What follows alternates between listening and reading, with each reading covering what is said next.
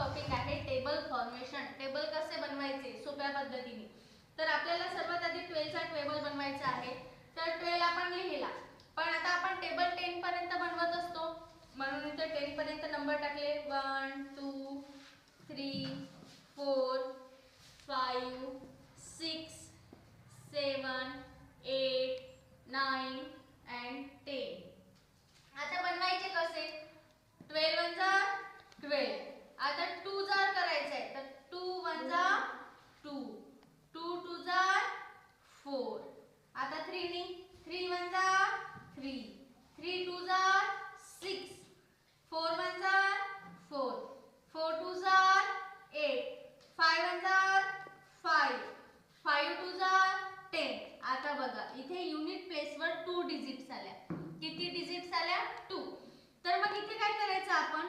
हा 10 मधला हा एक अंक समजा, हा टेन्स आहे, हा युनिट आहे. तर याच्यामधला जो टेन्स आहे 1 तो 5 मध्ये ऍड करायचा.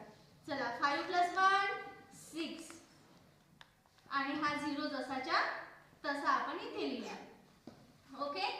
6 वन जा 6, 6 टू जा 12. आता इथे परत तीच केस करायची आहे आपल्याला. 6 + 1 7, 2 जसाच्या तसा.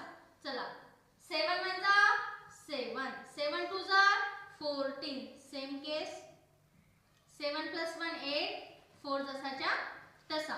8 वन जा 8, 8 टू जा 16. इथे पण सेम केस करायची आपल्याला. 9 6. चला 9 वन जा 9, 9 टू जा 18, 9 + 1 10, 8 जसाच्या तसा. आता इथे 10 आहे. 10 वन जा 10 होतो, 10 टू जा 20 होतो. मग आता हा जो 10 आहे हे एक डिजिट आहे आणि हा 2 याच्यामध्ये आपण ऍड करणार. काय करणार? ऍड. 10 + 2 12, 0 जसाच्या तसा. अशा पद्धतीने आपण कितीही मोठा टेबल असला नंबर, तुम्हाला जर 1 ते 10 पर्यंत पाढेपाठ असतील तर तुम्ही 67 असो की 97 असो, 48 असो, 84 असो, कोणताही कितीही मोठा टेबल या फॉर्मेशन नुसार बनवू शकता, अगदी सोप्या पद्धतीने.